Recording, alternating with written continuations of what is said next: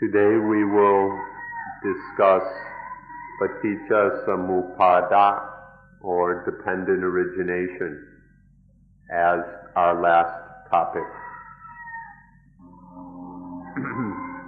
We began speaking about the 6 elements as the basic foundation of everything, and then how these elements compound together, and there arise the ayatana, the media through which there is communication, through which there is knowing, through which there is contact. And then through this activity of the ayatana, there arise the khandas.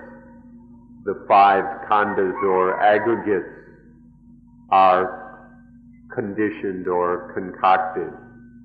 These are which is basically our ordinary everyday life. The 5 khandas are nothing but ordinary existence for us.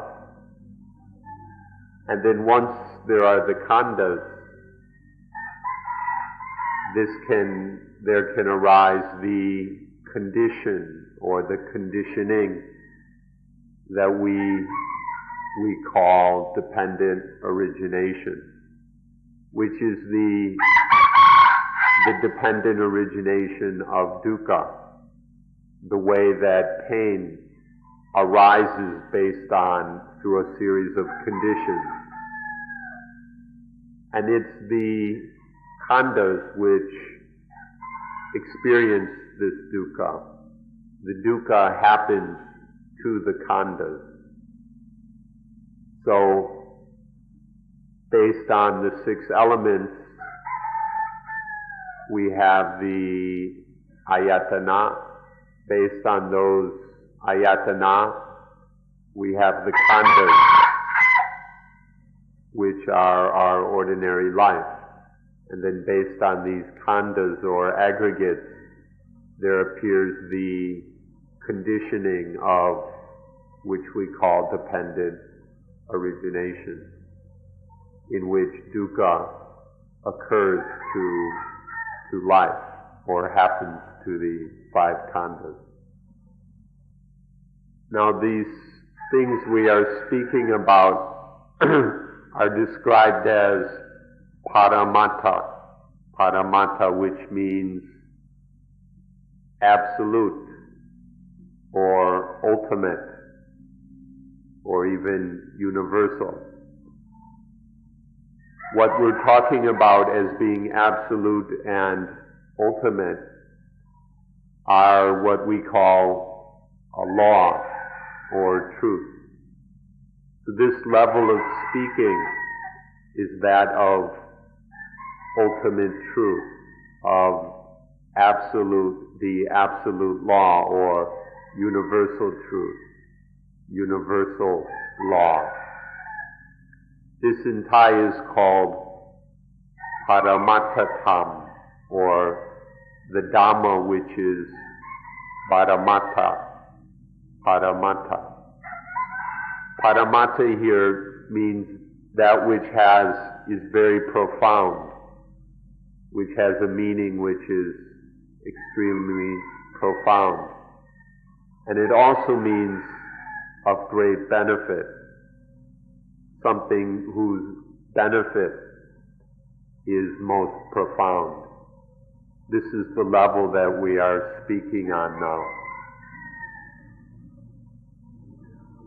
Paramattha Dhamma, or ultimate truth, the universal law, is the fundamental basis or foundation for morality, for ethics, for virtuous conduct. In turn, morality or ethics is the basis for what we call religion. All religion then is the way of achieving peace in this world. All human beings desire peace, and religion is the means of achieving that peace. But this religion we must see as having its ultimate roots in universal truth, in ultimate truth. So this level of absolute truth is the underlying principle of religion. We must see how these are connected upon the foundation of ultimate truth. We set up morality. Morality is derived from ultimate truth. And then the application or the practice of morality is religion. We should see how these are all connected in order to understand these things thoroughly. Any system of morality, any aspect of morality which is not directly based in ultimate truth will fail. That system of morality will fall apart, will not be able to last if it is not firmly established in ultimate truth. In turn, any religion that is not based in genuine and correct morality will not last. A religion which isn't based in proper morality will fail, will decay, and will eventually disappear. So then, religion, for it to survive, for it to succeed, must have its foundations directly in ultimate truth. Otherwise, it won't be able to last. Paramattha Dhamma, or absolute truth of nature,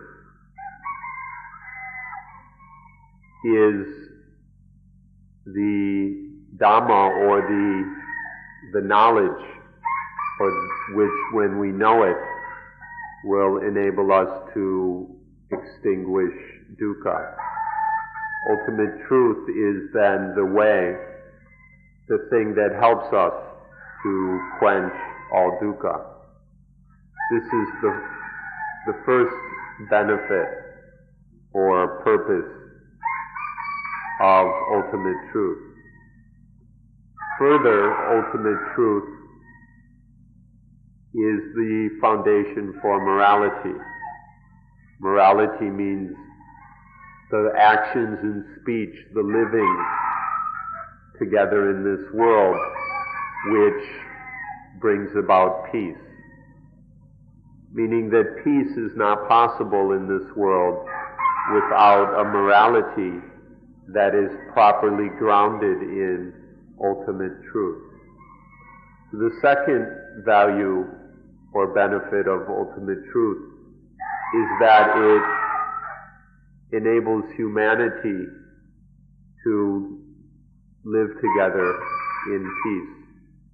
So there are these two benefits of ultimate truth. One is personal or based on the individual life, in which the knowing of ultimate truth leads to the ending of all dukkha. And then the second is social, leads to the benefit of our being able to live together in peace.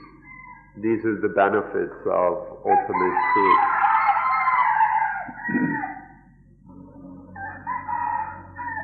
Seeing that everything is merely made up of elements, that all things are just elements, or seeing the 6 ayatana, and then the 10 groups based on the foundation of the ayatana, seeing that all things are merely these 60 automatic mechanisms, or seeing that life is merely the 5 khandhas, seeing that it's just dependent origination. To see things, to see life on this level of ultimate truth has the great benefit of enabling us to realize the fact that all things are not self. When we're able to see things as they are in terms of the elements, the senses, the aggregates, or as dependent origination, this enables us to see the reality of anatta, that everything is not self, that all things are not self. The purpose, the value of realizing the truth of not self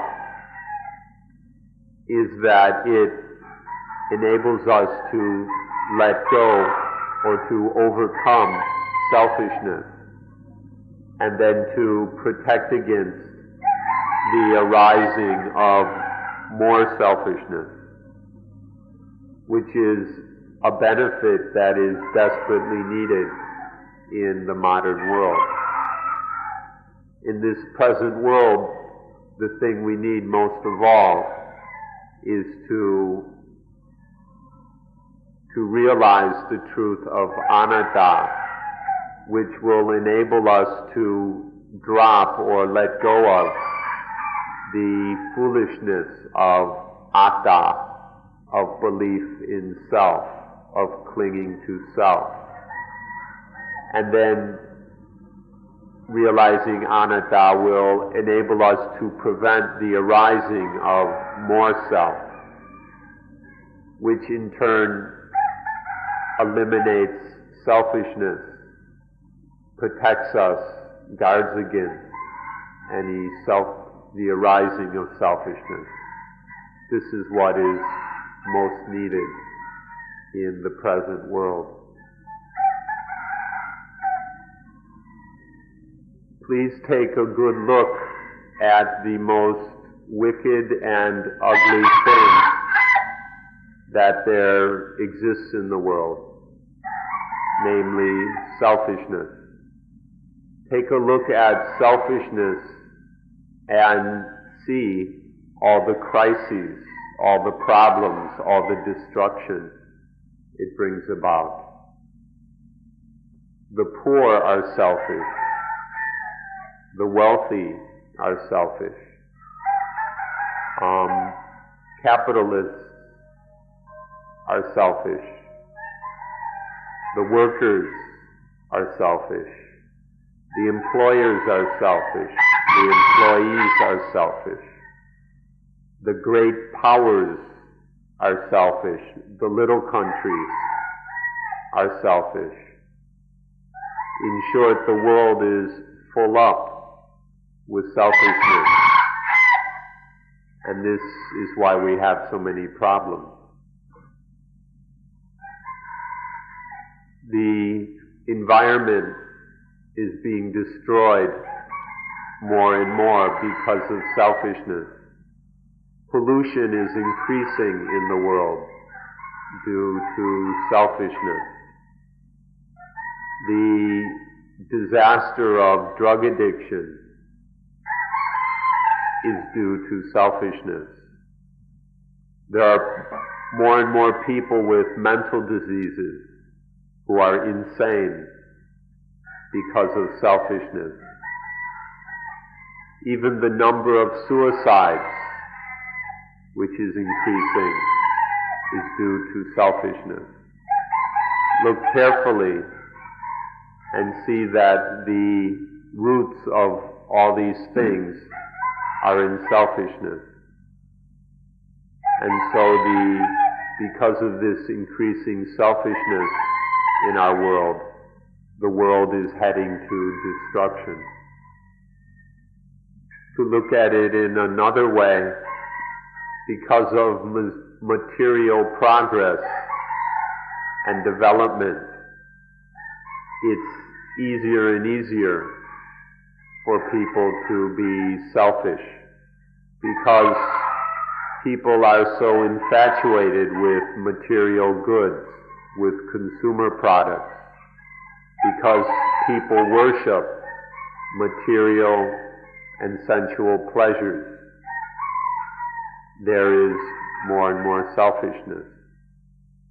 And there is more industry, growing industry, expanding industry, which the primary purpose of which is to support our infatuation and worship of materialism.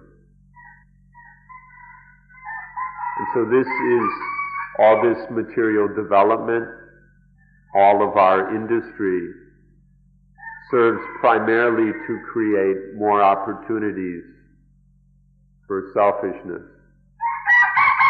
One should examine this carefully. We must be very careful about these things. Otherwise, it will destroy the world.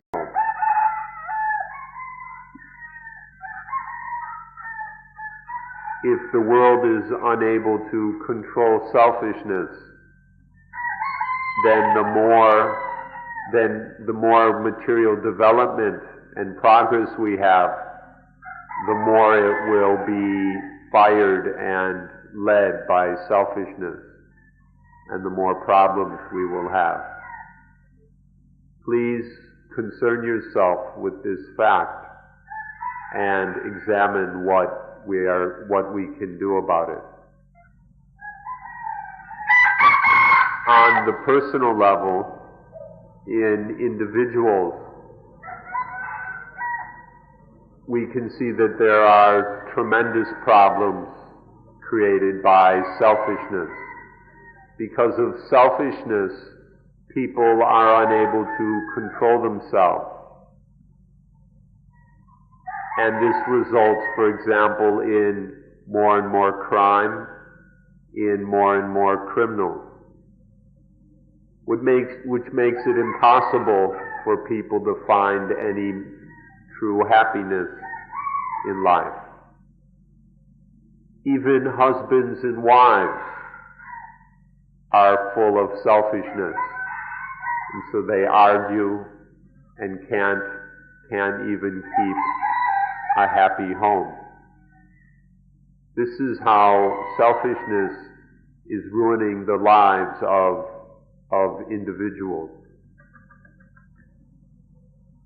Take a look back at primordial times or immemorial times. Back then, our distant ancestors realized the danger of and destructiveness of selfishness. So they did what they could to create religions, to develop religions as tools to control selfishness. And so we can say that all religions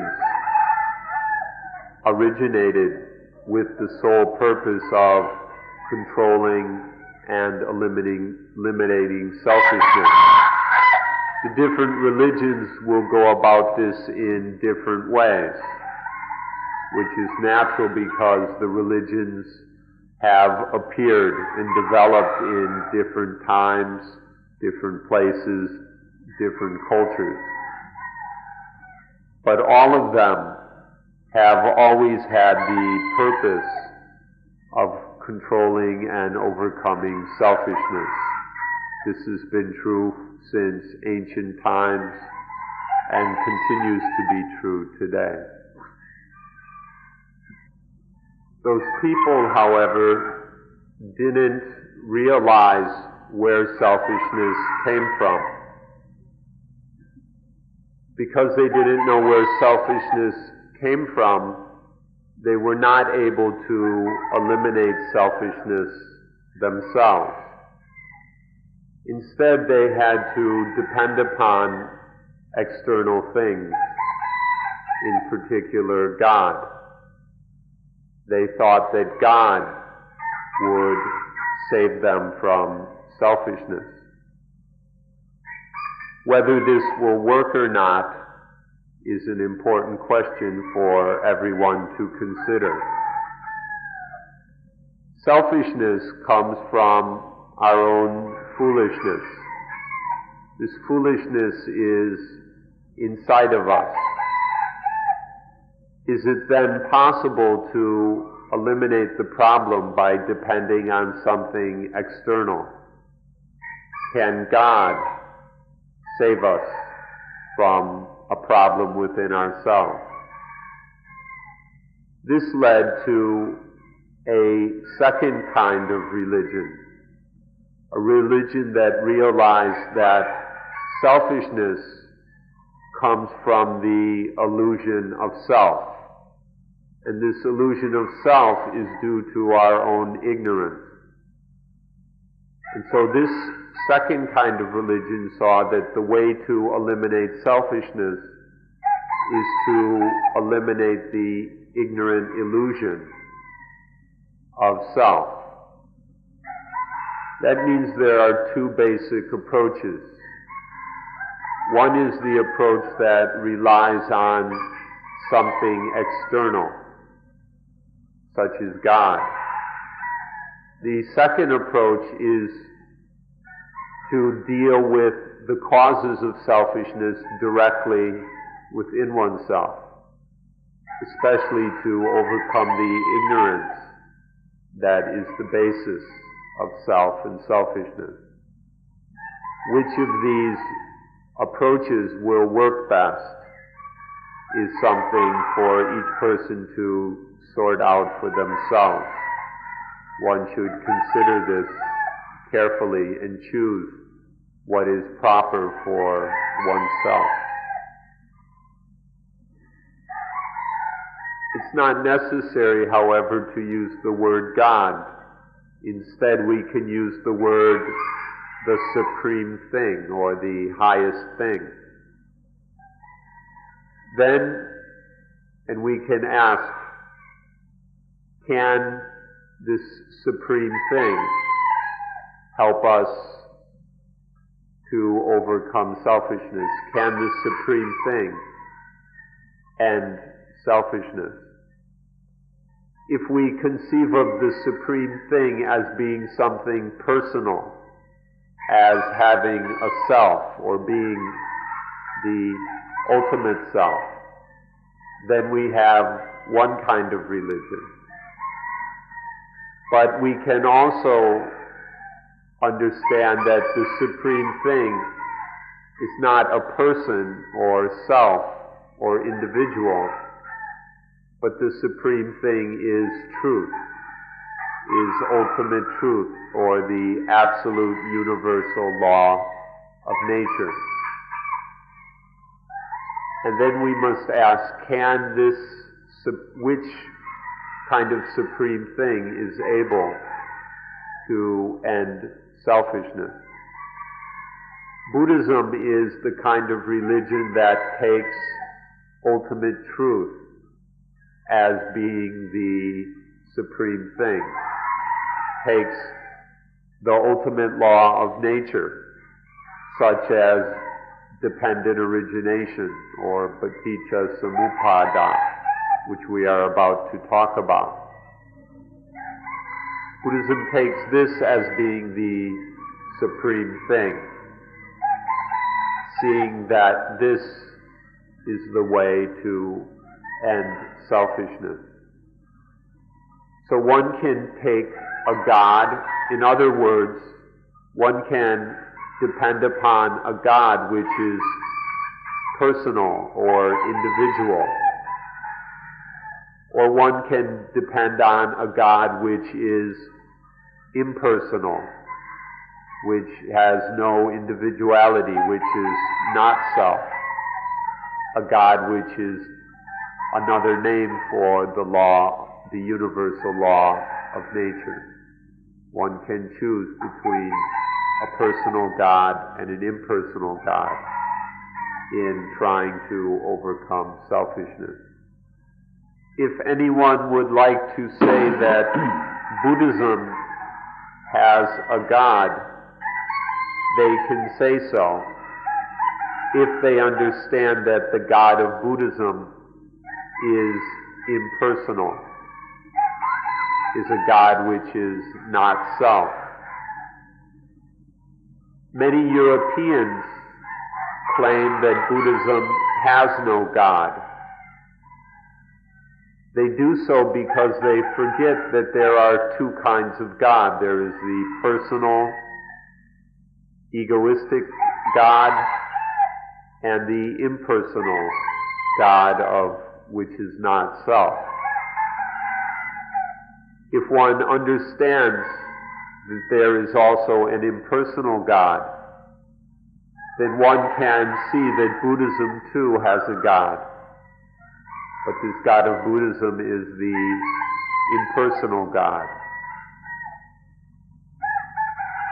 Or, in other words, and this impersonal God of Buddhism is the truth, or the law, the universal law of dependent origination, which we will be discussing.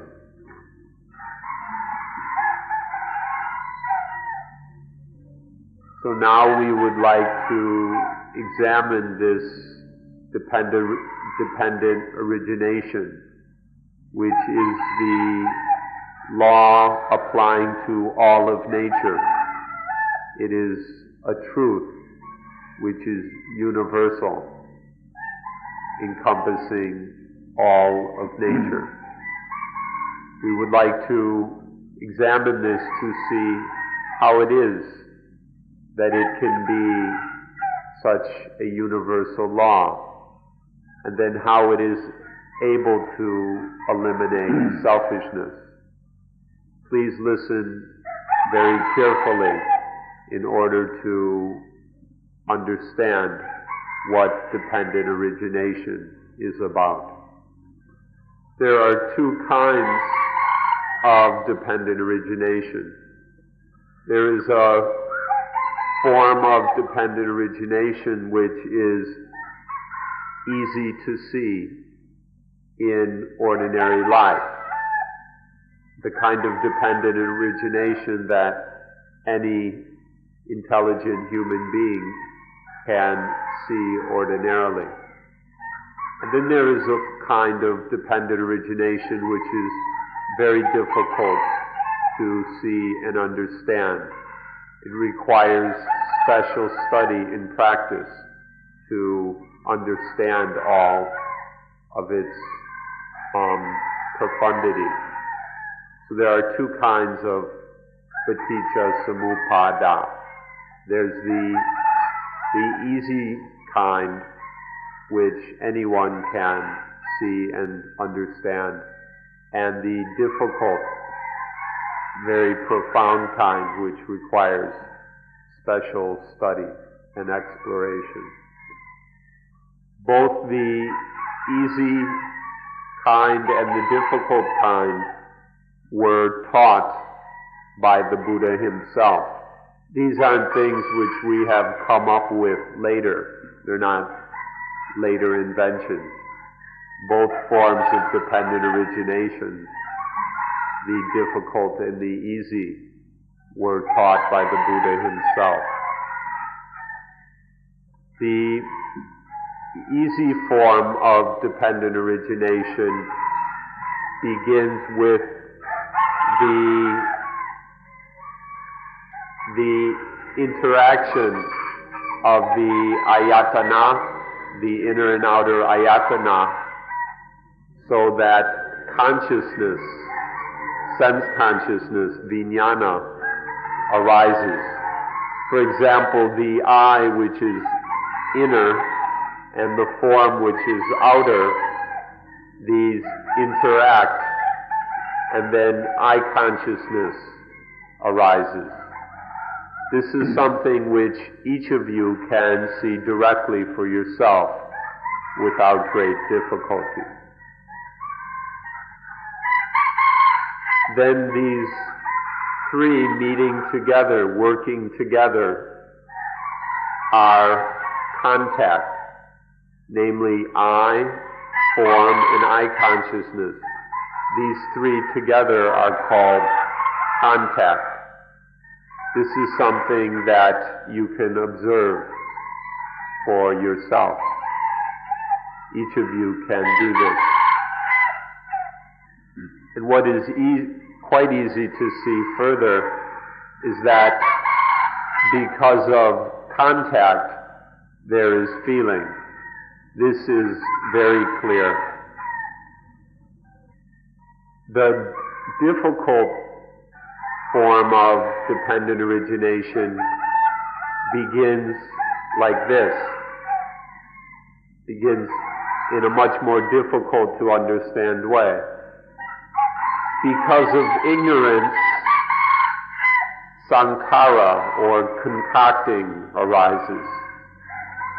Because of sankhara, consciousness arises. Because of consciousness, or with consciousness as condition, mind, body, nama-rupa, arises. Now this is very difficult to understand. Ignorance causes sankhara, but you don't know what sankhara is. And then sankhara causes consciousness, and you don't know what that means.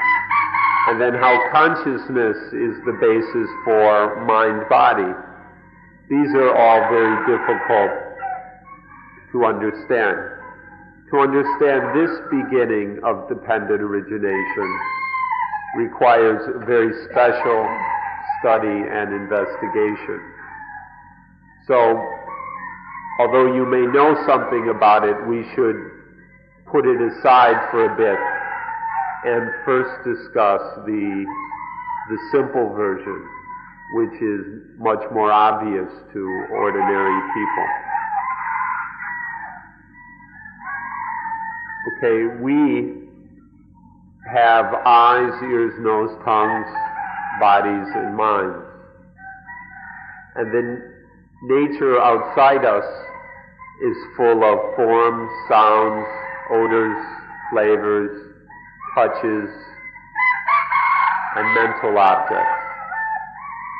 When the two, the inner and the outer, interact, then there is sense consciousness. Sense consciousness appears. This is something that's happening over and over and over again throughout our lives. But you haven't seen it, you haven't observed it. Because you don't pay attention, you're not aware that this is happening all the time. Ceaselessly, this interacting of the senses and arising of sense consciousness is happening over and over again, continuously in our lives. So we have eyes, ears, and etc. Outside are forms, sounds, odors, etc. These interact, and then sense consciousness arises. These three, sense organs, sense objects, and sense consciousness, when they work together, when they function in cooperation, that is contact. Contact appears. This is happening all day long. If not by the eyes, then the ears. If not the ears, the nose. If not the nose, the tongue. If not the tongue, the body. And if not the body, the mind. If not one, then another, all through the day. This is happening without let up. So you need to observe this. You must pay attention to this fact that contact, or patsa, is going on all day long. From contact there arises feeling, vedana, pleasant feelings, unpleasant feelings, and feelings in the middle. These three kinds of feeling are always arising out of contact. There's the senses, sense consciousness and contact happening all the time. And so feeling is arising all the time as well. We need to observe that there is always feeling. Feeling, pleasant feeling, sometimes unpleasant feeling, sometimes middling feeling, which is neither pleasant nor unpleasant. This is happening throughout the day. When there is feeling, there appears desire, wanting things through the power of stupidity. Feeling, when there is some kind of feeling, there will be some kind of desire. Desire will go, depending on whether the feeling is satisfying or unsatisfying, desire will flow according to the direction or the influence of the feeling. If feeling is pleasant, satisfying, then there is the desire to have, to get, to keep, to collect, to pile up. If the feeling is unpleasant, unsatisfying, then there's the desire to destroy, to kill, to obliterate. If the feeling is in the middle, neither pleasant nor unpleasant, then there's the desire to run in circles around the thing. One gets obsessed or hung up on the feeling without understanding it.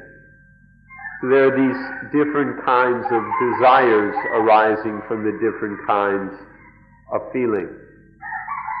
These desires are always, it should be understood, ignorant. There's these feelings, and then due to the power of ignorance, there are these desires, this kind of craving that occurs. You must watch this for yourself to see how often this desire is happening. It's happening all the time. See how many kinds of stupid desires, or see how many kinds of desires are happening each day, and observe those desires to see whether they are foolish or not. This is something for each person to study for themselves. All these desires happening throughout the day.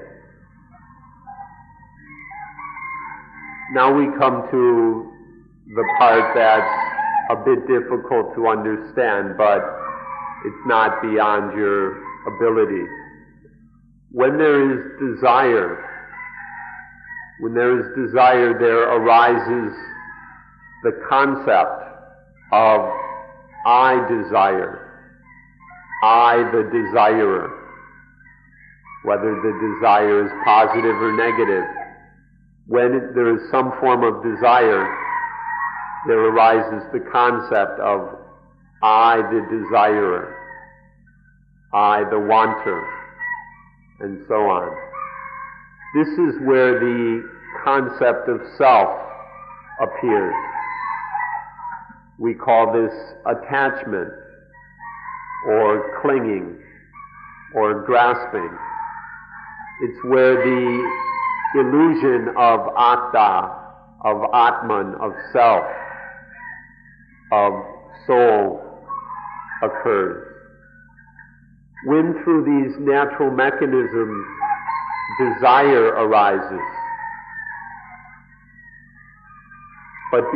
and because of ignorance, because everything that's happening is not understood according to truth, then the mind conceives of the I who desires, the desirer. This is where the self appears. This is somewhat difficult to understand, but it can be observed. Each of us can pay attention to and observe this as it happens just about constantly throughout the day. Once there is this attachment or grasping to the desire as I, the desirer, once the self is conceived, then there is what we call existence, or bhava, existence, meaning existence of the self. Once this I concept has been conceived, then the self exists. This can be compared with pregnancy. First there is conception, when the sperm fertilizes the egg, and then the embryo grows and grows and grows, what we call pregnancy, the developing fetus. In the same way, but within the mind, there is the conception of self through attachment to desire, and then that self exists. It develops further and further. This is called bhava, existence of the self. Now, one important thing that you must observe is that the desirer, the I who desires, arises after desire. The one who desires is born after the desire. This sounds illogical to our normal way of thinking. We assume that for there to be something, some action or activity, there must be someone to do it first. So this can be difficult because it goes against our ordinary way of thinking. But look carefully that the desirer appears after the desire. Or we can say the actor appears after the action. This sounds silly, so look at it very carefully. There first must be the mental action, the desire, for there to be the actor, the conception of self as the one, as I desire or I act. Children will shake their heads at this. It doesn't make any sense to them. But in fact, first there is desire, which is a mental action. And then the mind attaches to that desire as I desire, I the actor.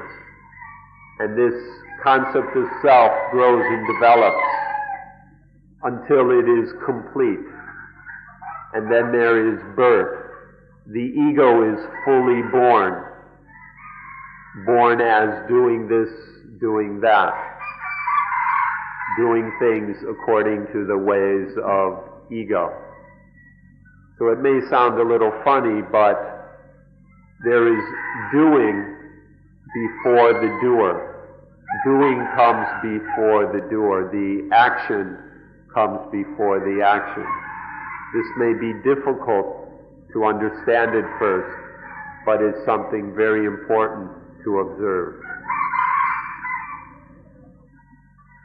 So this process reaches the stage where the ego is born, which is a totally elusive or delusive concept. It's a total fallacy. Don't let your scientific beliefs or your so-called rational thinking prevent you from obscuring what's actually happening. Our rational habits of thought tell us that for there to be an action, there must first be an actor. There has to be someone to do it first. But reality is not that way. So we must be able to free ourselves of these limitations of our so-called logic and rationality in order to observe the important fact that there is doing before the doer, that the action comes first, and only then is the actor born. This illusion of an actor, a doer, an owner, which grows into ego, the fully born ego. This illusion comes later.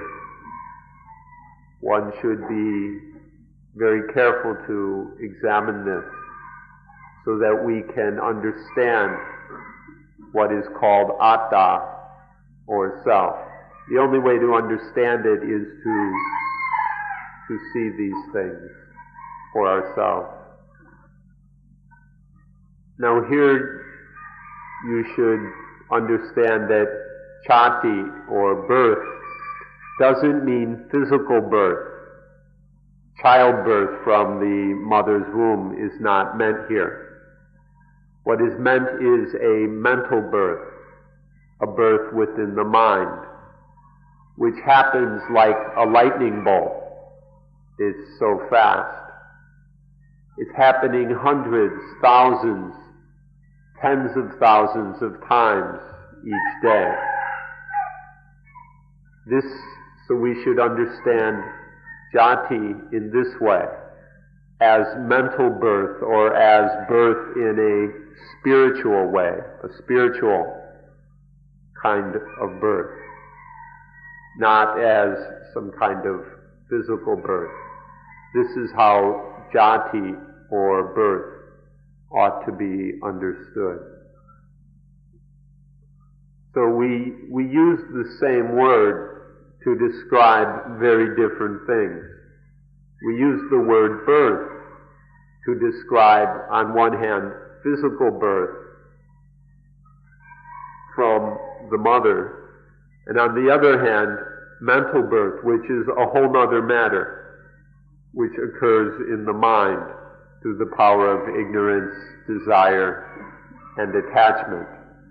Very different things, but we use the same word, birth.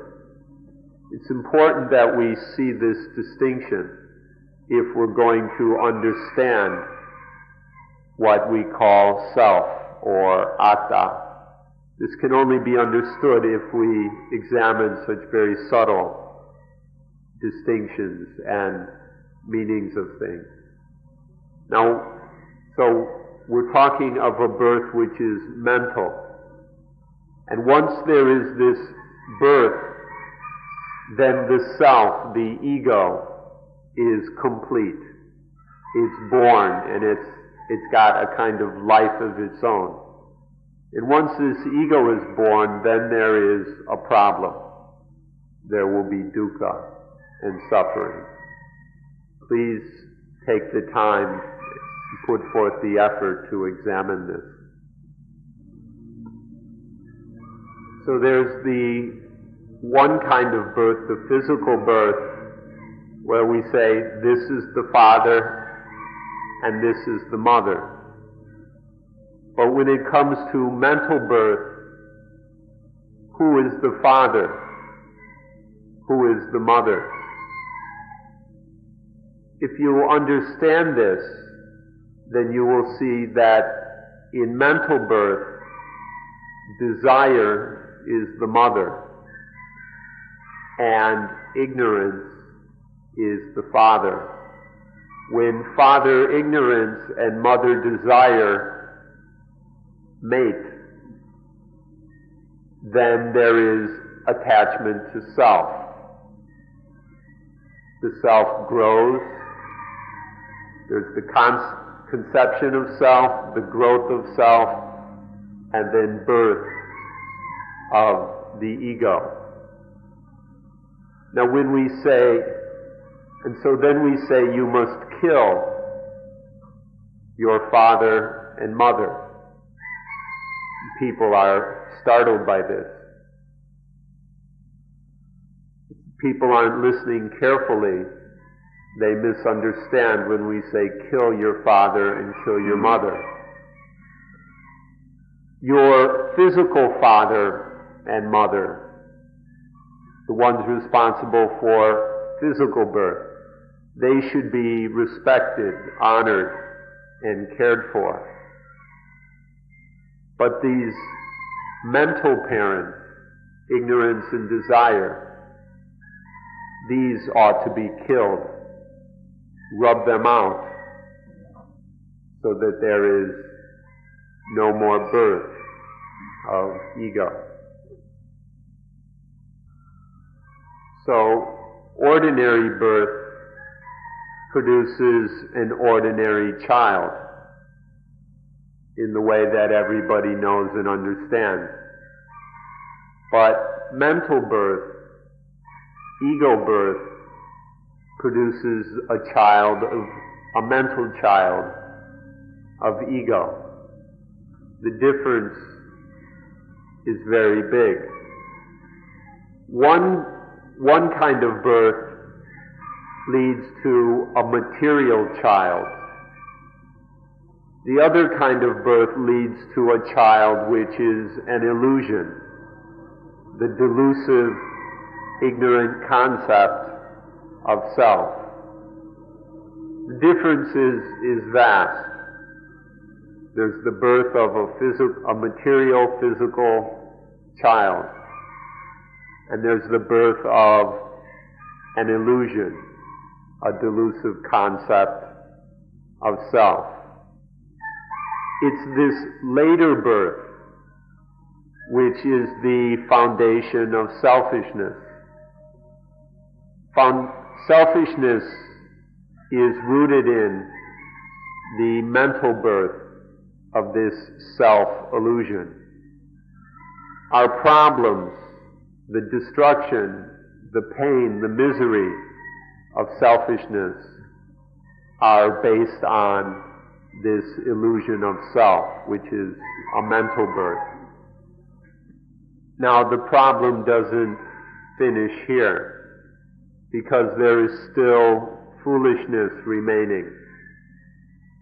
And so when there's ignorance is still there, and the self is born, then the mind goes and clings to things as being mine, as belonging to self. Once there is the illusion of self, there arises the further illusion of things belonging to self, of being of self. In Pali, self is called atta, and this of self, belonging to self, is called attaniya. So the ignorance goes even further than self. It creates the illusion of self. All the things that are connected to self, involved with self, pertaining to self, concerning self. And so the problem expands much further. It's not just a problem of self, it's the problem of belonging to self, connected with self. Not just the problem of me, there's the problem of mine. And so all kinds of things, everything is grabbed onto as belonging to self, of related to self, whether positive or negative things, they're grasped at, clung onto as belonging to self. And so the confusion, the turmoil, the chaos in the mind grows even further, and the dukkha, the pain of it, increases as well. In Thai, this is very easy to talk about because in Thai they have many first-person pronouns. In English we just have I, but in Thai they have many of these kinds of words on various levels. And there's a very crude one, gu, which is a very crude kind of egoistic I. And so in Thai this is very easy to express with the term gu, which is ego, or ego. It's the I that is a big fat ego, crude and stupid. And then there's kongu, which is of self, but it's not of just an ordinary self, it's this stupid, crude self. And so there's ego and of ego, or gu, kongu. So there's not just the self or the ego, but then possessions, home, clothing, car, money, wife, husband, children, friends, fame, status, power, sex, all these things are then grasped at. The whole world is clung to as being of ego, of belonging to ego. Once there's the ego, then all these things are latched onto as of ego, belonging to ego, gu, and then there arises kongu. And so we fill up, in this way, we fill up the world with problems. We fill up our lives with suffering, with all this grasping at the things of ego, the things that belong to ego. Then all these things become burdens. Life becomes quite heavy. Now you can observe then how this self and of self, gu and kongu, is the basis of selfishness. Selfishness can't occur without this self and of self existing first, without that illusion. This is something that's happening over and over again in your own mind.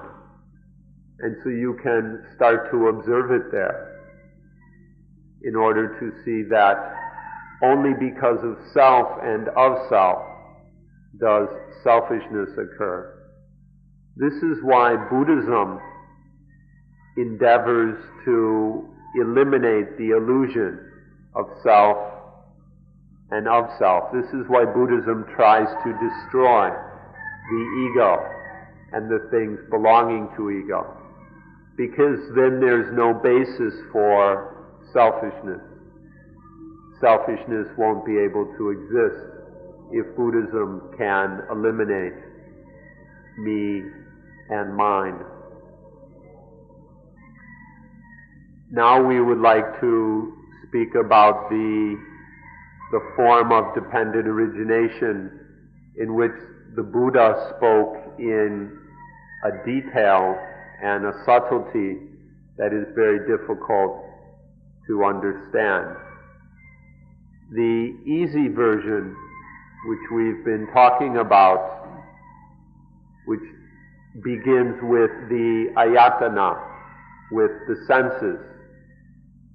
The difficult form of dependent origination, however, explains how the senses arise. The easy version starts with the senses, which are easy to observe. But the full version, the more profound version, shows where these senses come from. This difficult version begins with the words avijja paccaya sankhara. Avijja is the state of not knowing. It's the lack of knowledge or ignorance. This is the condition for which arises the power of sankhara.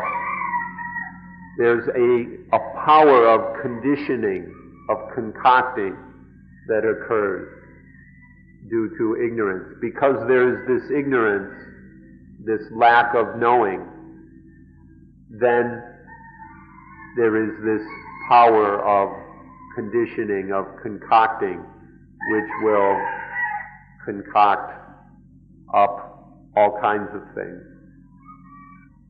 Then we must ask the question, this power of concocting concocts what? What is concocted or conditioned by this power? We say that the consciousness element, the vijnana dhatu, which exists in nature, which is naturally existing already, this is concocted into consciousness of the eyes, ears, nose, tongue, body, and mind. So then this power of concocting concocts the consciousness element into active functioning consciousness of sense objects. So then we could say this, the mental element is concocted into this basic level of mind, that of sense consciousnness. This is what is concocted by sankhara. Once consciousness is concocted, then it searches for, it looks for a basis on which to be conscious. This is consciousness in order to know sense objects, sensory experience. And so it searches for something on which to base itself, something to set up on. It's looking for an office in which to work. And so in this way, due to consciousness, there arises mind-body, nama-rupa. The body and the mind then exist as the foundation through which consciousness will be able to know sensory experience. So then once consciousness is concocted, then it finds a place, something on which to establish, and thus arises mind-body. Once there is mind-body, then there arises the six ayatana, the six senses. The senses arise out of the mind-body. Then from here onward, it follows the same natural mechanisms as in the easy to see version. This difficult form of dependent origination points out how, through the power of ignorance, the senses arise. And then from there on, the senses, contact, feeling, happens in the same way as the easy to understand version. So there's the kind of dependent origination that begins with the senses and then goes on from there. This is the easy to see version. We can observe it without much difficulty. Then there's the difficult version that starts on a much deeper and more subtle level, which shows how the senses arise, and then from there on is the same. So it's the same thing. We're talking about the same thing. It's just a degree of difficulty and subtlety and profundity. But it's still the same thing, matter or truth of dependent origination. This truth of dependent origination was called by the Buddha the beginning, the starting point of our study and practice. The advantage and benefit of understanding dependent origination is that we can stop this stream or flow of dependent origination. The reason to understand it is so we can stop it, so this stream doesn't flow on and create or manufacture dukkha. So what we need is the wisdom and mindfulness to stop this flow of dependent origination. If one practices anapanasati correctly and sufficiently, one will have well-trained mindfulness and will have developed the wisdom needed to stop this flow of dependent origination. And then one can keep it on just the level of natural mechanisms so that it doesn't develop dukkha. At the center where you're training, we study this dependent origination. We study it in order to understand why we must practice, what we must practice, and how we must practice. So we study this law of dependent origination. And the more we study it, the more we understand how dukkha arises, the more we will see the need for mindfulness and wisdom. And so then we also practice anapanasati. We train ourselves with mindfulness with breathing, so that we have the mindfulness, sati, and wisdom, panya, needed to stop the flow of dependent origination. So it's necessary that we practice anapanasati and necessary that we study dependent origination. We need both this correct study and correct practice in order to solve the problems of our lives. Now, you may not be able to complete your study and practice in 10 days. If such is the case, don't abandon it, don't throw it away just because the 10 days is over.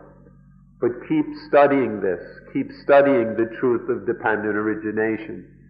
Keep training yourself with anapanasati so that as conditions develop, you will have the ability to stop the flow of dependent origination and quench dukkha. So even if 10 days isn't enough, don't give up. Keep working on it until you meet with success. Now you should understand that the school for learning this is not the center over there. The school for learning these things is life itself. The school is the body and mind. the eyes, ears, nose, tongue, body, and mind sense. This is where to learn these things. So even once you leave this center, the school will always go with you. Wherever you go, this school will be there. The eyes, ears, nose, tongue, body, and mind. This is what you must study everywhere you go, whenever, however. Study it according to the way that we have been describing. Now, this word study here doesn't mean reading books. It doesn't mean thinking about it. Reading books and thinking about it is just to understand the method of study. But when we say study, that means to use the mind to go into the experience of these things, to directly experience these things, and to observe that experience as deeply as one can. This is what we mean by study. We're not saying to just go around reading books and thinking a lot, but study these things in themselves using the method that we have explained. Wherever you go, the school of life will be there, and so you can study this everywhere. Now, don't just study this within your own body, but also take a little time to study this within your partner. As much as this dependent origination is happening within our own lives, it's going on just as much in the life of our partner. So one should study this in oneself and in one's partner, so that the two of you are able to help each other to control this flow of dependent origination.